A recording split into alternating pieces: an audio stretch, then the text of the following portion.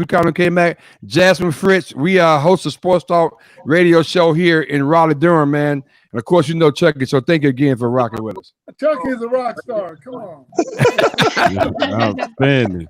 So we live now, fellas. We can go ahead and kick it off. Man, this is gonna be fun tonight. I can't wait. Man, this is our 12th week in a row of the Sports Talk drop in, where we just drop in on people that they're doing big things and have done big things, and we're so happy because through our association with our main man, NBA champion Chucky Brown, he decided that it'd be a good idea to bring one of his friends on. And boy, I said, Chuck, he said, well, I can call Clyde Drexler. I was like, Chuck, you just be dropping names like it don't mean anything like that. I said, come on, man. Really? So we're so excited to have one of the 50 greatest, a guy that's done it on every level, an NBA champion, got a gold medal. This young man has done big things and continues to do big things. Currently the commissioner of the Big Three. We're so happy to have on the Sports Shop drop in for the first time the great legend, Hall of Famer, Clyde the Glide Drexler. What's up, Clyde? How you doing, brother? What's up, fellas? Delighted to be here. Delighted. Nice. Very nice. Very nice. And look, I'm with you on this one, Reese. Like, oh, okay, Chucky. I mean, if you're gonna swing, go ahead and swing for the fences. I'm okay with that. Chucky's the man. Chucky and I won a ring together, guys. Wait a minute. Hold it. Stop. Wait a minute. What did you say? Chucky got a ring. Together. Chucky Brown. See, K-Mac, so Clyde verified. I know you've been wondering whether Chucky ever won a ring. That's right. Clyde verified that he did win a ring. Clyde, I've been saying this for years. Chucky Brown is the only guy I know been in the NBA for 2+ decades without a ring, and here you are. You have spoiled the conspiracy. Let me tell you something. Chucky was a big part of our team too. Oh my God! Now we want to maybe live with this now. Really? Now we got to go through this rest of our life with the great Clyde Drexler giving Chucky some props. He was a great part of the team. The check is in the mail. Me and Chucky ran the pick and roll. They had to make a decision. You stop That's me, right. you're gonna stop Chucky. Oh my That's goodness! unbelievable. That's right. Matter of fact, let's start right there, Clyde. Talk about this, the times that you was in Houston, really, with the Rockets, and how that playing with Chucky and the Dream and Kenny and everybody else, those guys. Talk about that experience and the years that you guys played together. Well, that was an excellent team. Chucky can tell you, if he hadn't told you already, that team had everything. Yep. You know, that team could beat any other team. Why? We had a great center, the Dream, Hakeem Olajuwon. We had Chucky as the power forward, but we had a hybrid like Robert Ory who could stretch that defense sometimes. So he was 6'10" and a good player who played small forward, right? Right. You had me at the 2, and you had Kenny Smith at the 1, Mario Elie, Sam Cassell, Pete Chilcutt. I mean, that was a great team, a really great team. Had outside shooting. We had inside post presence. We were good in transition. We could lock you down defensively. That's what championship teams are made of. That's right. And Clyde, I always tell Errol when we talk, I say that, Clyde Drexler was the most unselfish superstar that I have ever played with. And I'll never forget the time, like we talked about, when we ran the pick and roll, our first time running the pick and roll, and you came off and your head was down, so I didn't think you saw me. So then we running down court, and you said, "Hey, I see you," And then after that, I never took my eyes off you. And like you said, people had to pick their poison, and they went with the lesser player. So that helped me get a lot of the points that I got. There was no lesser player. Chucky had a major hop, and he could shoot that little turnaround jumper. Hey, he set him up, guys. Trust me. Chucky Brown. Right. Hey, look, I caught him in his later years. He dropped a couple on me. Playing at the gym. That was before I really knew Chucky. Matter of fact, we still got to settle this thing, Chucky. We ain't settled this thing yet. I'm just gonna be honest with you. We ain't settled it yet. I'm retired, Mac. I'm retired. If you retire, I'll be damn near dead. Nice, very nice, though. We are hanging out with the great Clyde Drexler, talking NBA, talking life, talking the Big Three. And Clyde, let's we always, I mean, obviously for the last 12 weeks, we've been in the middle of a lot of interesting things in the country. So without any hesitation, we like to ask people just to get a temperature in terms of where you are, in terms of what's going on in the world, the whole movement, the whole which is more than a moment. Talk about the Black Lives Matter, where we are in this country, whether or not it's a movement versus a moment in your eyesight. Well, guys, as you know, our work is cut out for us. The system has been systemic racism. White power has been in play for too long. It's time to put it together a fair system that has justice for everyone, not just some of us. Okay, we're sick of it. I think the country is sick of it, and I just think now is the time to make real police reform. Let's get some education reform, housing, employment. Yes. We need to make gains in every area. Healthcare, you name it, it needs to be done, guys. Yeah. And now is the time to do it. There's never going to be a better time than now. Wow. Yep, I agree. Okay, you got Jazz, K-Mac. Yeah, well, I'd like to jump into Big Three talk. Can you explain, how you became the commissioner of the league and your thoughts on another professional league kind of entering into the space in its own unique way, and how, excitement and interest has been able to be sustained? Well, the Big Three. Thank you, Jasmine. The Big Three is, it's co-founded by Ice Cube and his business partner Jeff Quantnitz, who are great guys. And what they've done is nothing short of phenomenal. This year, obviously, we can't have a season this summer because of the virus. But the 3 years that we have had it, it's been uniquely popular. Sellouts everywhere we go. The game is the players love it, the fans love it, and what they've created is really going to be here for the long term, because one is 3-on-3 professional basketball. That's more fun quite often than 5-on-5. Why? It's more action. It's more action, less people, right? So you get to see the best players playing all the time instead of having to pass to the guys who really the other team is going to leave open. So 3-on-3 takes away that weakness. And so there are no weak players on your team. And so it's all about strategy. It's all about who's going to make buckets and who's going to get stops. And the games are quick, they're fast. They're the first one at 25 is halftime. The game is 50, and then you're on to the next game. And if you come to one of the Big Three events, you have 3 games everywhere we go. And so that's a lot of action. It's played by ex-NBA players and current NBA players, and coached by Hall of Famers like George Gervin, Julius Erving, Nancy Lieberman, Lisa Leslie. We got the best coaching crew in the world. It's a really good product, guys. The Big Three. Wow. Outstanding, man. Just hearing you talk about the Big Three and just talk about the league and just the way people experience basketball and the love they have for basketball. One of the things I wanted to ask you is, just being a part of it right now, what do you think is going to be required for the Big Three to take that next step and just become something that just is a part of what we enjoy each and every year? Because right now it's just kind of a wait and see attitude by a lot of people, like, well, we'll see. What do you think it's going to take for that next step for the Big Three? I think it's here. Had we been playing this summer, we'd be the best show of the summer, as we were the last 3 years. So people love the Big Three. It's on CBS Sports. It's mainstream. It's easy to get to, and the games are highly competitive. We've had some incredible buzzer beaters. The first one to 50, but you got to win by 2. That puts a lot of, and the games can go anywhere from 30 minutes, or they can last almost an hour. But they're quick, fast, and furious.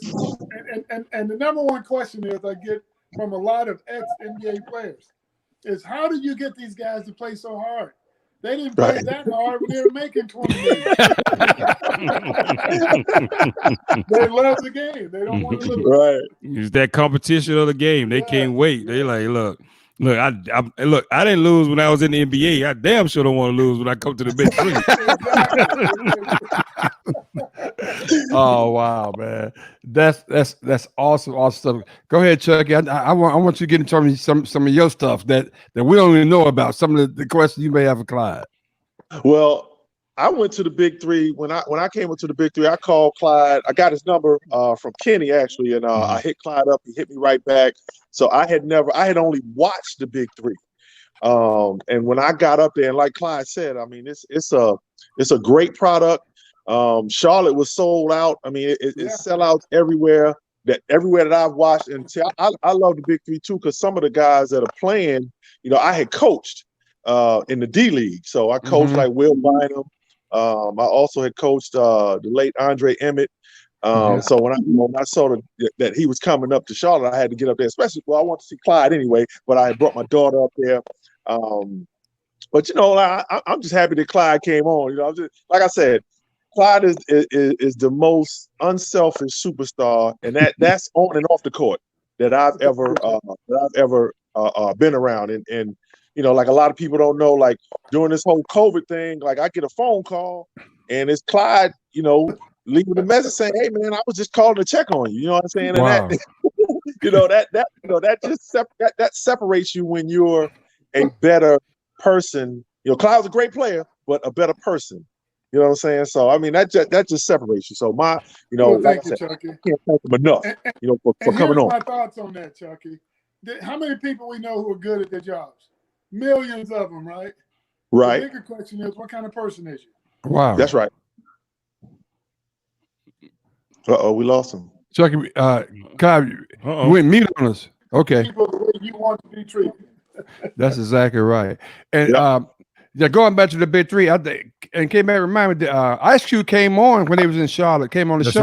That's right. And talked about, he came on and talked about what was happening in Charlotte, things of that nature. So, yeah, we're looking for, I guess, next summer for the Big Three. Let's talk some quick X's and O's. So I always like to ask this question, and Clyde, it just goes to you. So if someone to say, okay, I love watching me play this particular game. I played a bunch of games in my life, but when I see the tape on this particular game, what game would you say that game was? You know, the key is whenever you play a game you love, you know, you had a lot of success, obviously. Back then, we played the game to be the best. Right. We were some fierce competitors, right? Right. Mm-hmm. And so you're blessed to be able to do something you love for many, many years. I played 15 years. Wow. Was able to retire at my own pace. I think the year I retired, Chucky, I led the team in points, assists, and steals. Still plays, Right. Wow. That's a lot. But I think it's important to leave before you're asked to leave. Right. Yeah. That is key. Right? Right. So I was lucky. 15 years is all I had. And since I retired, guys, and I was a gym rat, 10 hours a day, every day. But since I retired, I don't think I've ever woke up on any given morning and said, you know what, I'm going to the gym today. Right. Wow. Ain't gonna happen. That's how you know you really retired. Hey, I retired at 35. I'm 58 now, and it still hadn't happened. Oh, wow. It won't happen. It won't happen. Trust me. No, it ain't gonna happen. I'm on the golf course though. Oh, wow. But that's also a sign, I think, of, you know, you gave it all you had and you left it out there. You were done. You knew when you were done, and you were done. You know what I'm saying? So that's also a sign of that. Yep. Mm-hmm. And let me tell you something. I played against some of the best competitors in the world because, you know, we were tough competitors. And back then, Chucky, as you know, if you had a different jersey on, well, guys didn't really like you. Right. Yeah. You know, today guys are very friendly and they do stuff together.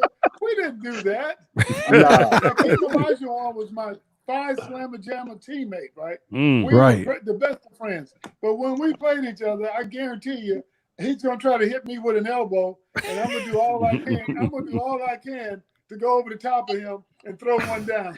Yeah. As you should. That's right. As you should. Go ahead, Jay. Is that who you would most like, or you most wanted to match up against, or who in your playing career did you look forward to matching up against? There were a lot of great players back then. You know, not many of the great players get talked about. They seem to dwindle it down to 1 or 2 or 3 players. But every team had a guy on that team that could embarrass you on any given night if you're not ready to play. And so you got to give those guys credit. And, you know, it was guys like Rolando Blackman, a phenomenal player. Wow, I remember him. Phenomenal player. Guys like Alex English, people don't even talk about it, but them guys will light you up. Dale Ellis, Yeah. Beard, you know, Joe Dumars. All them guys were great players, like incredible players. I was Let's talk hoping about to recognize one of the names, but unfortunately I don't. Don't pay Jasmine any attention. Hey, don't pay. Michael Hey, was pretty special. Mike was pretty special. But at the 2-guard position, you know, I was 6'7", 235. Most of those guys are 6'6", 205. So I can post up at will, you know. Very nice. I tell you, Clyde, I got to throw this one in. We're using college. The dunk, was it the game against Louisville, where you guys in the Final Four, was the most incredible game I've seen in college. But what was the dunk when you jumped over? Was it 2 people you jumped over and dunked the ball? It wasn't against Louisville, but it was during that season. Who was it? It was Memphis. Yes. Really and they had Andre Turner. They had William Bedford. What's the other big guy there? Keith Lee. That's right. Yep. That dunk was so incredible. It's one of those things. That's what I did. You know, you're trying to get a bucket, and for me, if I could jump over you or go through you, hey, I'm gonna get the bucket because we're just trying to win, right? That's right. Hey, K-Mac, watch this. Right, K-Mac. Was go to the rim weak. Watch this. Take that weak stuff in there back then. Watch this. Now, back then days, Clyde had that good hair. You know what I'm saying? That baby hair that comes out. Hey, that was many years ago.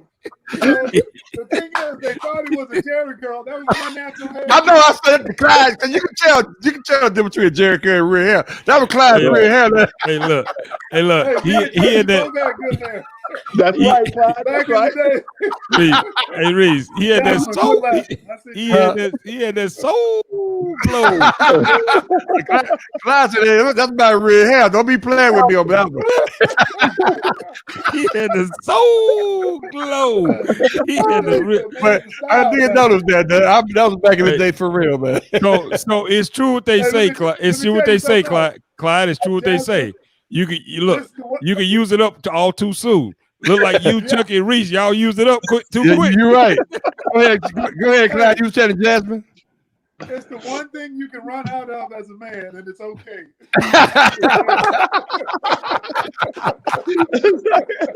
Yeah, you used it all up, Clyde.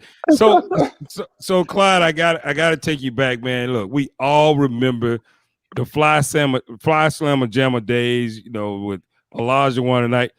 When did you know you guys had something special in Houston? When did you guys know you had something special? Well, you got to know, first of all, the national media never gave us any credit until we went to 2 or 3 Final Fours in a row, right? Mm-hmm. And then all of a sudden you're a world beater. You're supposed to win. But before that, we came out of nowhere, really. And when we knew, we had a guy named Hakeem Olajuwon who came from Nigeria. But before he got any, you know, he had the red shirt his first year, and the next year he came off the bench. And so, you know, he and then that next year he was unbelievable. But while he was being groomed, had a guy named Larry Mishaw who was 6'9", who could really play. Man, I forgot about it. Oh wow, what a thing. Had a guy named Michael Young who was 6'7", Left unbelievable. Yep.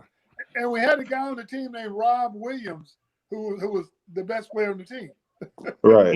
Aside from Hakeem and I both, he was the best player. Oh wow. And so that team, when we played against the pros in the summer, we always played together as U of H guys, and we would light those pros up. And some of those pros included 3-time MVP of the league, Moses Malone. Wow. So, and Moses when he was in his prime. He was like, oh my goodness, 26. He was incredible, dude. He was every bit 3-time MVP. he had to fight against all of us, and he would go, man, how do these dudes keep beating us? Man. Clyde, let me jump in. So when you first saw Akeem, well, let me ask a question. Was the story true about the fact that how he ended up in Houston because it was warmer than other places in the country that he was thinking about going to? Yeah. This talent scout who was notorious for sending Nigerian players to colleges in this country, right? And sometimes he would tell you, like the coaches, he had a relationship with a few coaches. and St. John's was one, and U of H was one. Guy Lewis, Lou Carnesecca. And so he would say, hey, this guy is 6'11", and then he'd get there and the guy would be 6'5". And the coach would say, hey, if he's not 6'11", put him back in that cab and send him back to where he's from, right? Right. So Hakeem was supposed to come. The scout sent him to St. John's first. And so it was snowing. It was snowing in New York. And so Hakeem asked one of the stewardess, he said, what is the weather like in Houston? Oh, she said, oh, it's sunshine. And so he said, I want to go there. So he came right to Houston. Nobody was there to pick him up. It's not like he was the top recruit, okay? So Oh, wow. when he comes to Houston, Chucky, Guy Lewis says, hey, if he's not 6'11", here's some money. Put him back in that cab and send him back, right? So we're out there to greet him. So when he gets out the cab, he gets out and he keeps getting out. and he is 6'11". The good thing is he's 6'11", but he only weighs 190. So, Wow. Oh, wow. But Coach Lewis, that's why good leadership is everything. Yeah. Coach Lewis was one of the best big man coaches in the game. And if you had height, he was sure he could make you a player. So Hakeem came to the right spot. Trust me. Oh, when he my got goodness.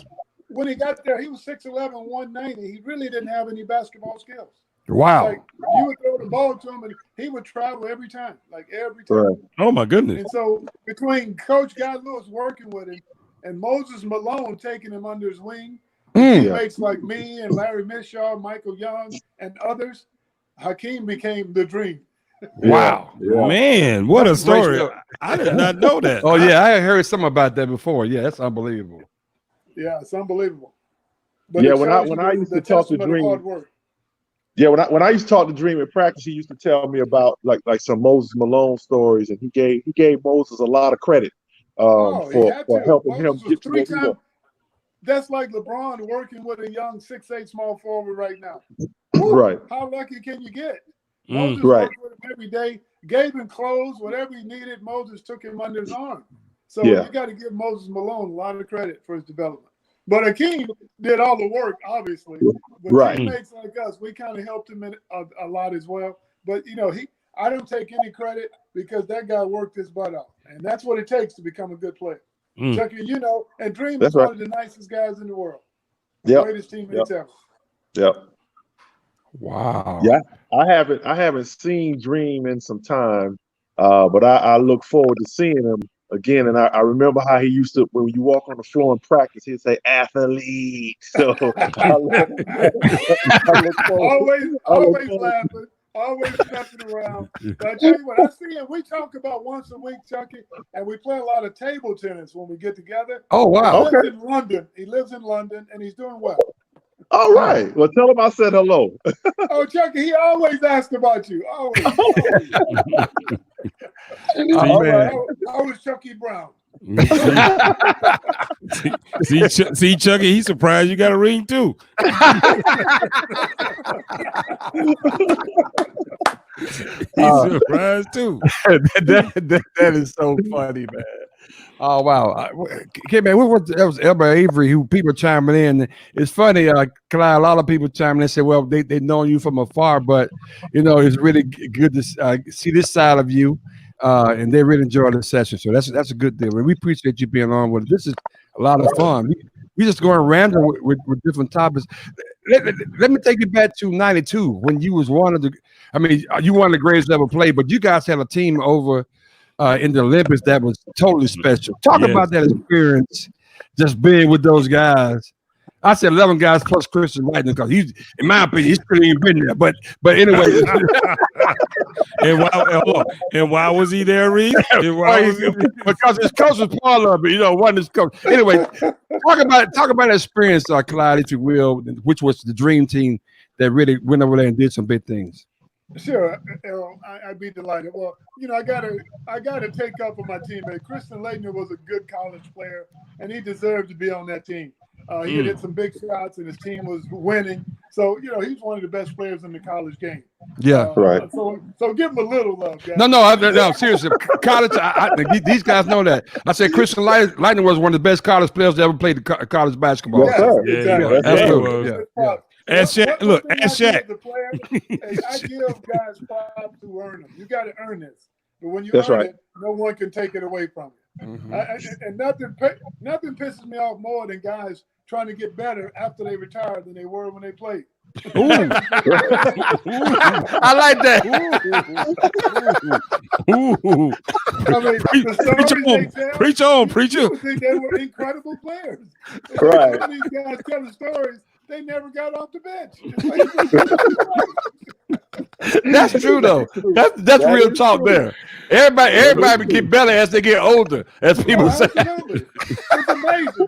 Oh man, say you weren't great when you had to be. Why you weren't great now? But The that dream experience. team was- Yeah, go ahead.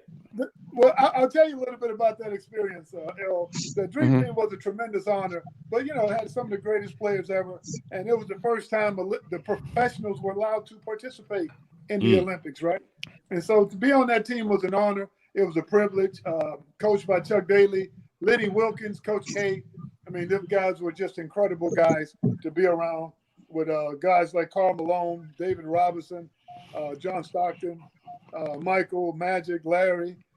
Wow. Patrick Ewing, Scottie Pippen, Charles Barkley. Who else is on that team? Chris Mullins. Yep. Just an Yep. incredible team. Yep. Wow. And just a great honor. But, it's kind of like, to be honest with you, playing against your little brothers because you're going to beat them. Mm-hmm. How bad you going to beat them? Right. Like, how bad you want It's this? not like that anymore, though. Yeah, Wow. how bad do you want this? The Just competition has gotten better in Europe and around the world, really. So Wow. you got to bring your game. Oh wow. wow. Now, do you think, Clyde? Do you think that because of because that's what I thought. I thought that us when I say us, I say America. When we put our pros, when we put our best, I said as soon as that started, I said, well, we're going to basically make everyone else around the country, around the world, better players. Was that your feeling as well? Absolutely. But, Chucky, between you and I, that was my 9th year in the league, right? So Okay. you got some injuries. We had gone to the finals. We lost to the Bulls in the finals, tough final series. And so I needed a knee surgery. My meniscus was acting up. I've been needing this surgery since March. And so, when they asked me to play, you couldn't say no, but I almost would have paid to not go. Right. Oh, wow. After a long NBA season, let me tell you, Right. the one thing you want and that you're dying for is some vacation. Right. That's right. Yeah, But, and it was especially a great experience, a great moment in time. I'm glad I was able to participate, and we changed the way basketball is viewed throughout the world. So Yeah, obviously, that's right. it was worthwhile. Wow. That's right. That's right.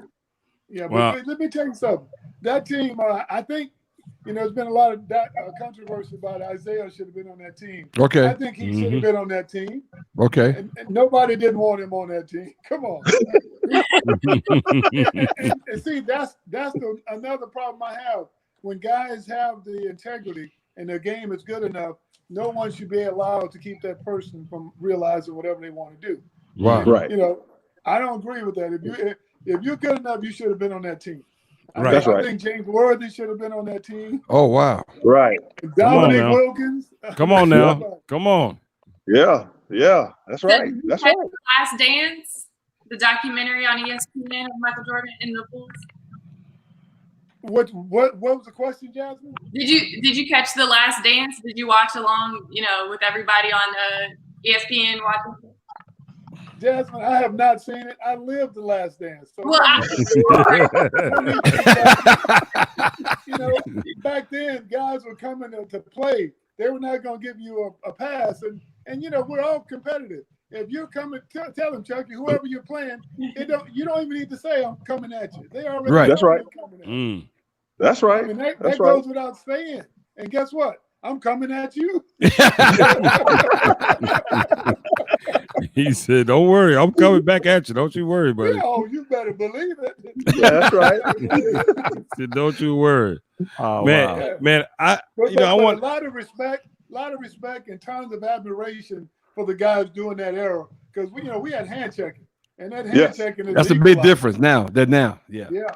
And for guys like me who were very physical and big and athletic, I mean, it worked to my advantage. And Right. it was for the guys who were not as strong, they had more problems.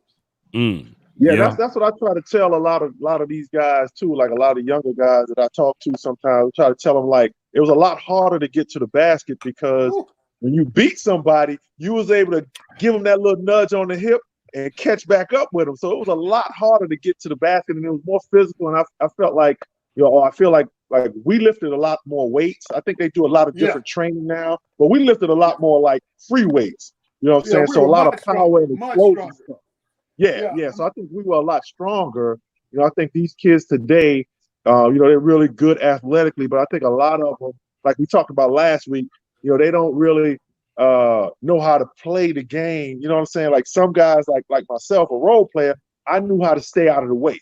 You know what I'm saying? I think, and I knew my shot was 15 to 17 feet. I'm not going out to the 3-point line. You got a lot of guys that shooting threes, they got no business shooting threes. So, the game has changed a little bit.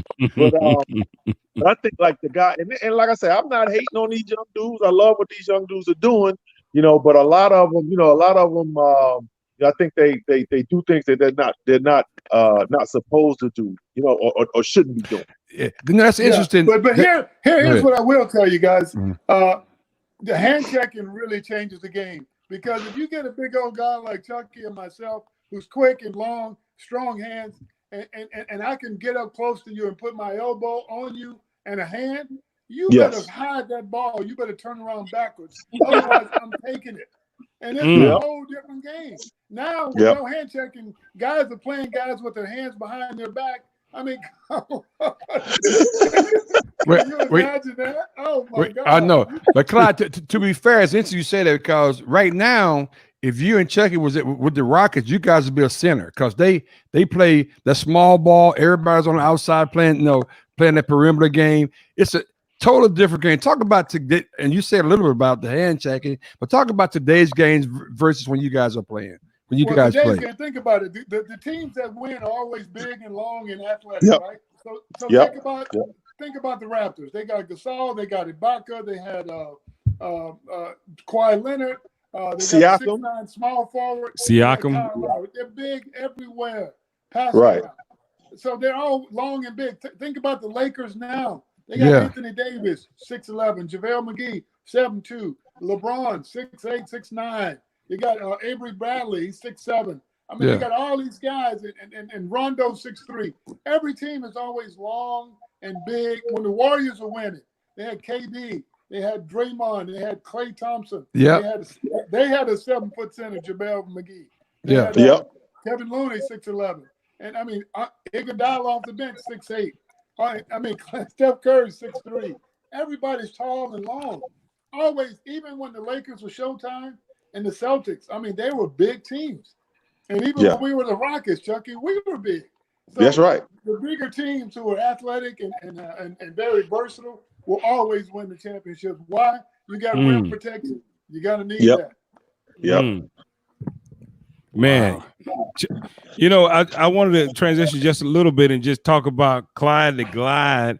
And before it was Clyde the Glide, I just want to know, growing up, when you were at high school, senior, what have you, saying, I just want to play basketball. I just want to be a gym rat. What were you thinking in the early years as a young Clyde? And then, what did you kind of continue on to turn you into Clyde the Glide, what you are today, the Hall of Fame you are today? Kev, you grow up playing seasonal sports. So in baseball season, you want to be Willie Mays. Basketball season, I want to be Dr. J. And I was Randy Smith, George Gervin. I did them all, right? I mean, I loved them all. And so football season, I played quarterback. So I wanted to be Joe Namath as well. Okay. So let me tell you. But by playing all of those sports, I mean, basketball is a combination of a lot of skill sets. And so I even grew up playing tennis as well. So I did everything. But as I grew, there was more pressure to play basketball. And I loved basketball the most. So it was a natural fit. So before, all I did was watch, back then, we didn't have no cable. We had one game of the week on Sunday. That was it. You had about 3 stations. That's all you had. Yep. And I grew up in a family of 7. So there's no TV time for me. Let me just tell you. So I was lucky to be able to catch the game of the week. And, you just try to mimic whatever the pros were doing. Go to the playground and see if you can do it. And the more time you put into it, the more you got out of it. Never thought I'd be good enough to even get a scholarship in a college, let alone make an NBA roster, okay? But through the miracle of love and effort, great things happen. Never thought I'd play with Chucky Brown.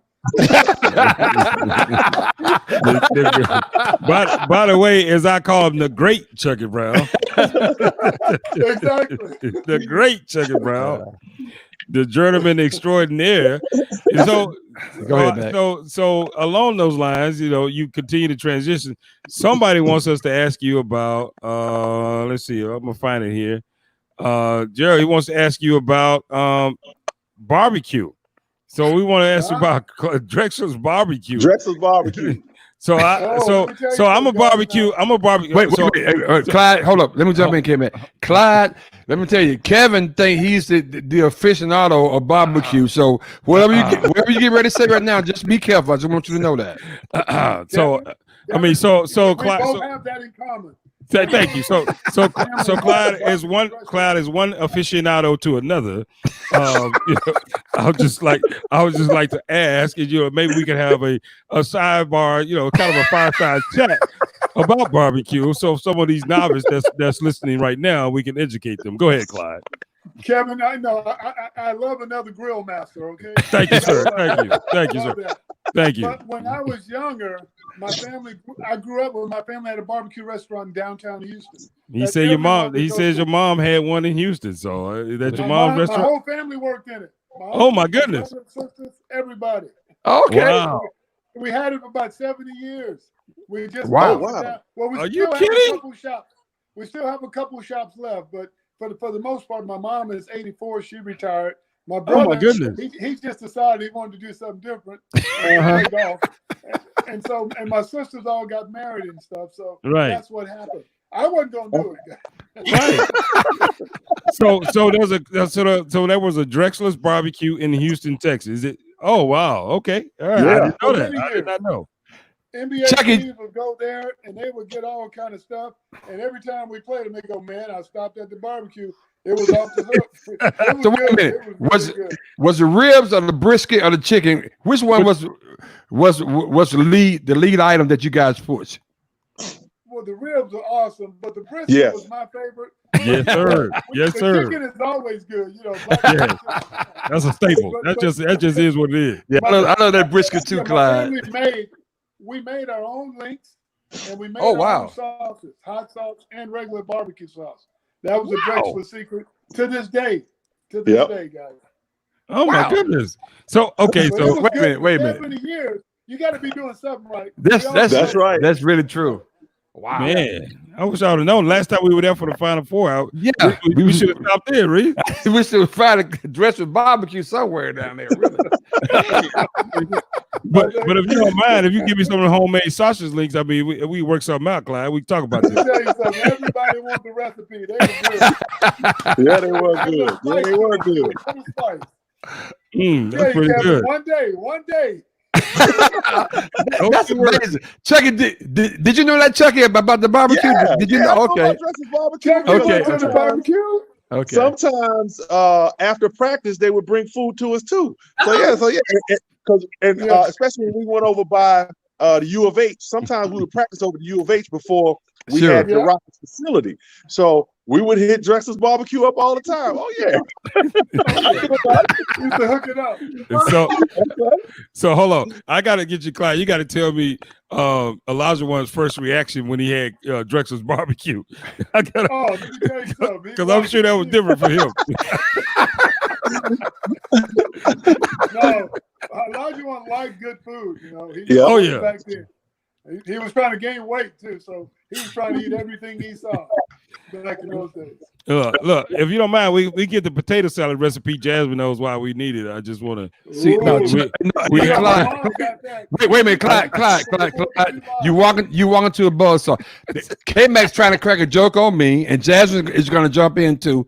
Because some reason, Jasmine has communicated. What, Jazz? What are you communicating about my Go ahead, Jazz.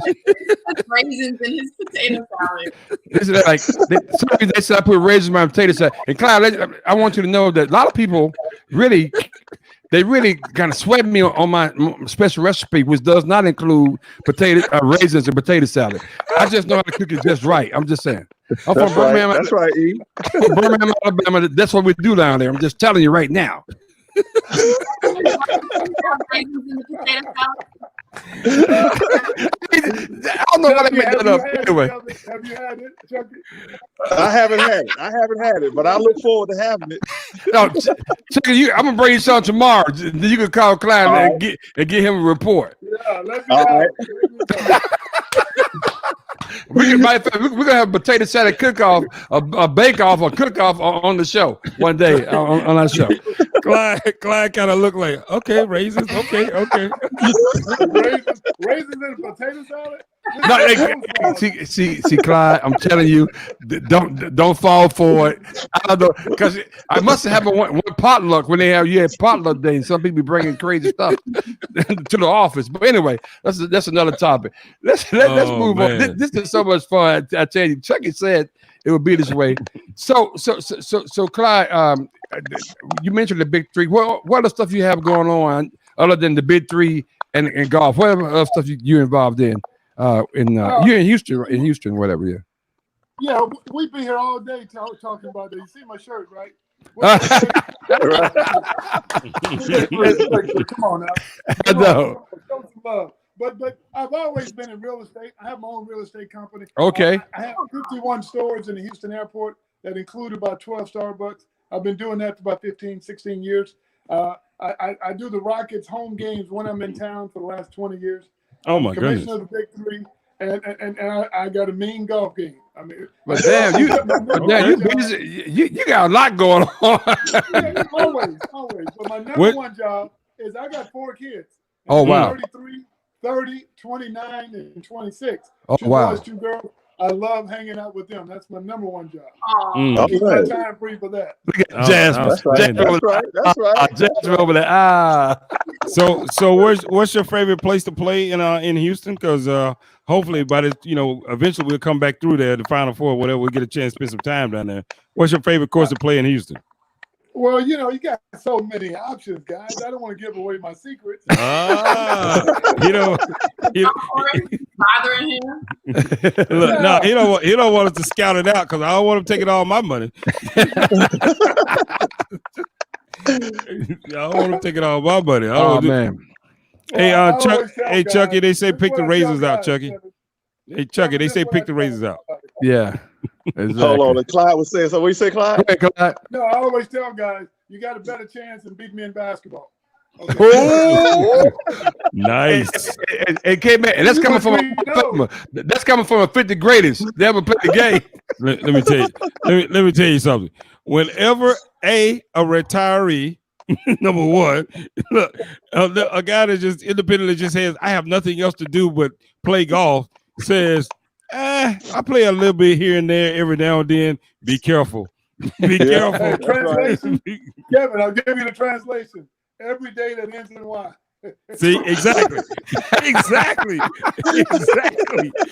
Trust me. I've seen them before. I know what you guys look like. I can smell you coming a mile away, especially when you got a couple of hot links in your pocket. I can see you coming. You got a couple of hot links in your pocket. We got a few minutes left. We have a few minutes left. I'm gonna go Chucky and let Chucky kind of give us kind of paint the picture for you. Okay, Chucky, you at Houston. This guy you playing with is a great Clyde Drexler. At what point when you saw him, where was at practice or where was doing the game, where you say, you know what, this dude is special, real special? Well, I take it back to my rookie year when I was in Cleveland, and the second game of the season we played Portland in the old Memorial Stadium. Okay. And I knew, I knew I watched Clyde, on TV. But Right. when I saw him in person, they had Terry Porter, Kevin Duckworth, they had Buck Williams, Jerome Kirk, Jerome. and Cliff Robinson. Right. But I knew he was special. I saw it up close. I knew it from afar. But when I saw it my rookie year in Cleveland, when I saw him play, and I'm gonna tell this funny story that happened that Clyde may not remember, but we were playing Utah in Game 5 of the first round, the year we won it, and it was probably about 27, 28 seconds left. So I'm going to the line for 2 free throws. Mhm. So Clyde comes up to me. Clyde said, "Hey, if you miss these, we're gonna lose the game." Just like that. Oh God, I gotta make these now. You know what I'm saying? So Clyde put the pressure on me, and when after I made them, I felt such relief. But I don't even know if Clyde remembers that story. But that happened when we were in Utah, Game 5. Of course, we were winning, going on to the next round. But yeah, I knew Clyde was special, man. From afar. Like I said, when I saw him up close my rookie year in Cleveland, and I was like, oh my goodness, you know what I'm saying? This is real, you know what I'm saying? So when you're a college player, you come out, Right. you're a big fish coming out of the small pond. But then when you get to the NBA, like the speed of the game, it changes. Guys are so big, and then to see him as a 2 guard. I was just like, yeah, bigger. He weighed more than, you know what I'm saying? So, I knew he was special then. I knew he was really special then. Hey, let me tell you guys something about Chucky Brown you may not know. The reason I had to go remind him that if you miss these 2 free throws, we ain't gonna win this game. Because Chucky was a good free throw shooter. Chucky was great. That's why he was in the game, right? So they fouled him going to the basket to keep him from dunking the ball, right? Right. But on the road, let me tell you something. If you miss free throws, that was an automatic loss, right? That's right. And so I said, Chucky, we got to make things. Chucky said, "Oh, I hate you. He stood up there, cool, calm, and collected, knocked him down. And let me tell you something. We ended up winning that game. Wow. You need to let guys know, hey, we need these. Don't be playing around now. Yeah. That's right. Exactly. No, don't play around now. We need you to do Chucky was dependable, reliable. He could shoot that jumper. He could follow you in transition. He could dunk. Chucky had major hops. Don't sleep on it. He had major hops. Don't sleep on Chucky, yeah. Oh yeah, he dunked on a lot of people. Trust me. Yeah. Oh wow. We kept down the stretch, guys. We open up to anybody. Jazz, Chucky, K-Mac. You guys jump in right quick. We got a few minutes left. It goes completely off kind of what we were talking about. But I guess the question is, what do you think about having multiple professional leagues in North America, where obviously the NBA dominates? What would it be like if you have, how you have the very unique Big 3 league and you can have all these other different leagues? What do you think is best for the game? I think it would be great. I think it would be better entertainment because the games would be more competitive. Because when you got to fight for that competitive dollar, you got to have a good product out there. Right. You can't have these yummy bear games. Yeah. So many yummy bear games. That's right. Chucky, you can tell them what I mean later on. But right. You want games that it's going to be, these guys are going to go at it. They don't like each other. They're not going to be out there being friendly. It's going to be a real competitive match. I love watching competitive matches. I don't like watching games that are not competitive. Right. Who does? Right. Wow. Yeah, awesome. I think it's good. It'd be great to have another league. Yeah, I think it's great to have multiple leagues because it's all about competition, and I think that when you have that competitive, you have other leagues, that forces the one league to make sure that they put out a good product. You know what I'm saying? Like the big three. So I think it's great for the big, and I think it's great for like guys too. You know, like Joe Johnson who are just coming out.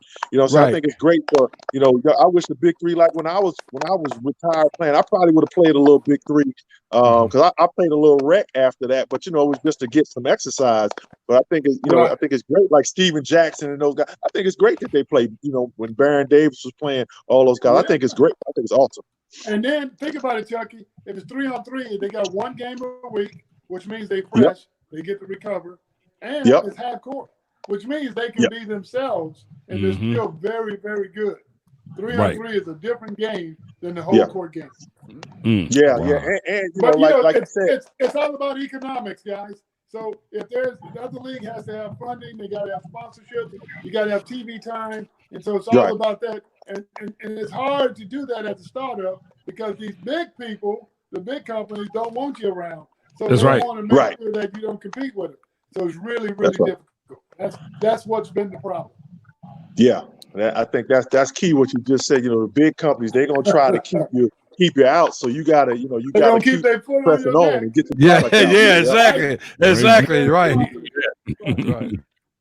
Wow. Hey, damn, I'm gonna do that. All right, go ahead. So real quickly, Clyde, I want to just ask. I mean, I ask this question quite a bit, and understanding you growing up in Houston. I mean, playing against Elijah, now with Elijah One and playing against Moses Malone, etc. Is there anything when you got to the league, when you started playing in the NBA, that you said yourself, this is not even close to what I thought it would be, or this is completely surprising to me? I'll give you a story. So I'm 17, 18, and I'm in college. I only went 3 years. Back then, if you got to go early to the NBA, it was a badge of honor, right? So a lot of guys went in early if you were good enough back then, not just because you just wanted to go. Right? But it was a badge of honor to be playing against Moses Malone, and you got a gym full of pros in there, and he picks you as an 18-year-old to be on his team. Because if you lost, you had to sit down for about 2 hours. Oh, wow. So the first game was real important. So when the pros start showing, I really like his game, I'm going to pick him first. That's a great confidence booster for a young player, right? And so all along, you're looking at stuff like that, and then you get to play with guys like, against guys like, I remember the first time Moses took me to the Rocket game. He was with Philadelphia then. He was a good friend of mine. By then, we're brothers, right? I'm a junior. We're Phi Slamma Jamma. Life is good. But he had been telling Julius Erving, my favorite player growing up. Right? Mine too. Hey, he say this guy is like Lil Doc. I'm telling you. He said, I've been calling him Lil Doc since he was 17. He's like 20, 21 now. He said, I want you to meet him. I want you to meet him. So after the game, the 76ers played the Rockets. Moses takes me in the locker room. He said, Doc, here's Lil Doc. And it was me, right? and Moses, Moses was very honest. He always joking, but he was always honest too. Always. So Doc said, hey, that's a strong statement, Moses. Moses said, dude, wait till you see him. But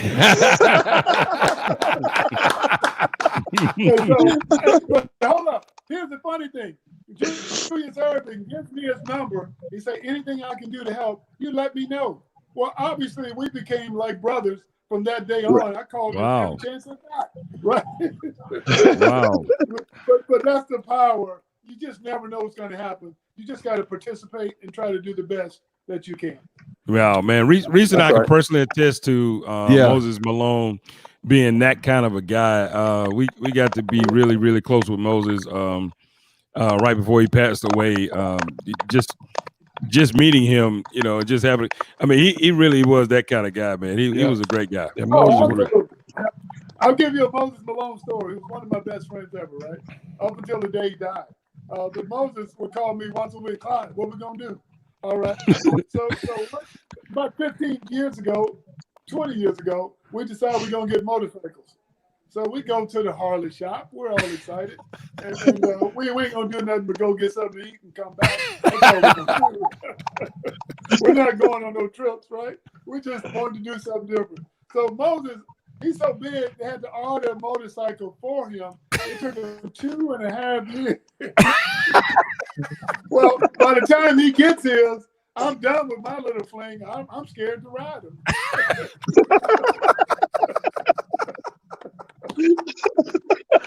So Oh man. he convinces me to take a couple trips, go get our motorcycle license. I mean, but we had the most fun going through that experience. Trust me.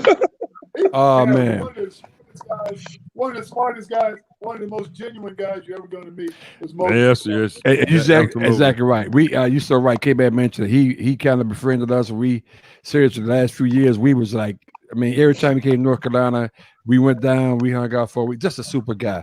I'm gonna ask this last question. I'm gonna leave it to you to close it out with Clyde. Right. But Clyde, you know, again, we've done this 12 weeks in a row, and this has been interesting because one of the things we want to do is just literally drop in on people and just have conversation, just random conversations, and we really appreciate you participating.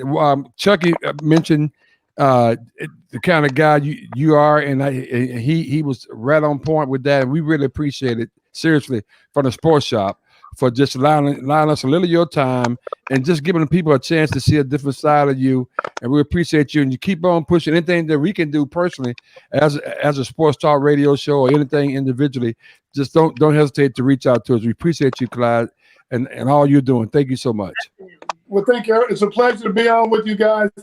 Kevin, keep grilling. Errol, you're a professional. Jasmine, you're awesome. Chucky, you are the great Chucky Brown. Don't And it was a pleasure to be on your show, guys. Go ahead, Chucky. Thank you, Clyde. Thank you. I mean, that's it for me, man. I just wanted to say thank you.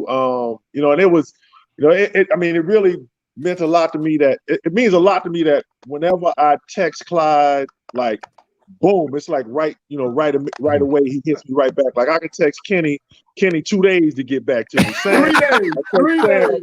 Sam will be a week. You know what I'm saying? Clyde, just to get right back to me, man. It's really special to me. So I want to thank you, man. This is really huge for us, and thank you so much, man.